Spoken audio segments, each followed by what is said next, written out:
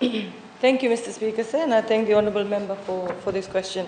Mr. Speaker, sir, the REACH project, the Rights, Empowerment and Cohesion is the REACH project. It's a program that is very close to my heart, and of course it started in 2015. I'd like to thank the former Minister and her team for progressing with this project. And it was indeed a delight to go back to the same ministry and see how much progress the ministry has made. And so the REACH is basically providing access. The project is basically to provide access to rural communities, a reality with a vision of efficiency, effectiveness and timely service delivery. In April 2015, the Fijian government and the United Nations Development Programme signed a 3-year agreement for the implementation of the REACH project. The aim of this project has since been the inclusive participation of Fijians in the legal, social environment, and the project was implemented with the initial funding of $2.6 million USD for the duration of 3 years since then. Mr. Speaker, said the collective donor-funded activity by the Government of Japan, UNDP and DFAT has enabled the project to deliver social, health, legal and economic services to Fijians in the urban, peri-urban, rural and maritime areas. Our achievements, Mr. Speaker, include the coming together of state and non-state actors who are key stakeholders who take the services to the people, and having further strengthened their own capacities to undertake awareness raising and service delivery on mobile basis. Needless to say, Mr. Speaker, the REACH is one of the first of its kind in Fiji, and now not only in Fiji but also in the region.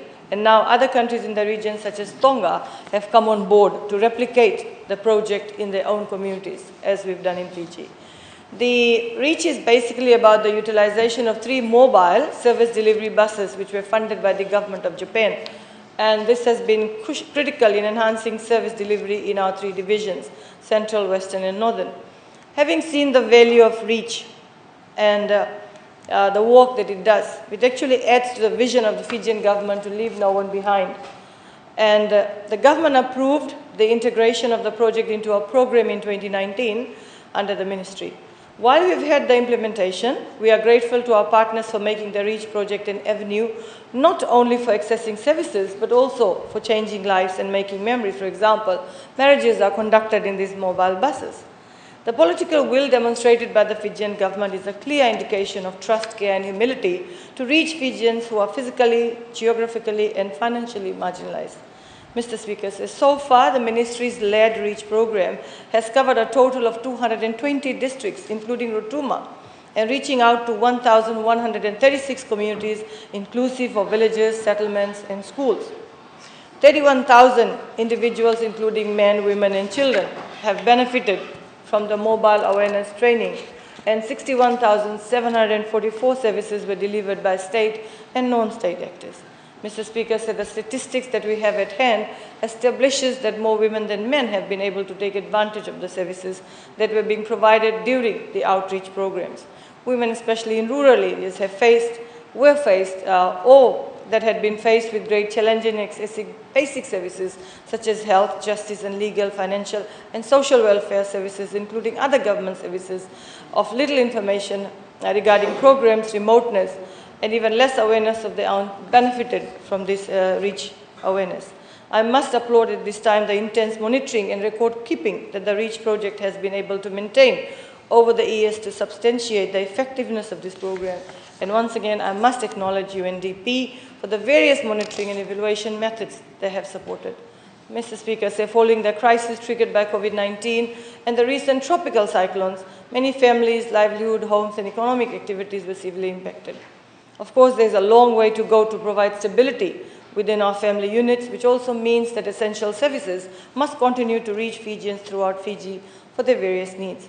In order to ensure that services continue to be taken to the Fijians living in the new norm, especially with restricted movements and increased financial challenges, we are extremely grateful once again to the Government of Japan and UNDP for providing additional project funding, an agreement that we signed last month towards REACH, and of course, administration of these funds respectively. Mr. Speaker, the project fund will help us draw on existing partnerships, lessons learned, and support state and non-state actors to review and redesign the modality to suit COVID-19 protocols.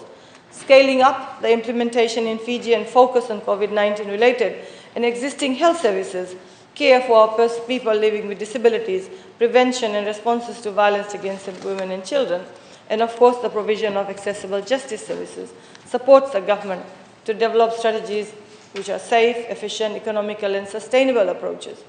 We also supply of additional ICT equipment to facilitate remote service delivery via the REACH platform and provide continuous management and technical support to lead government counterparts.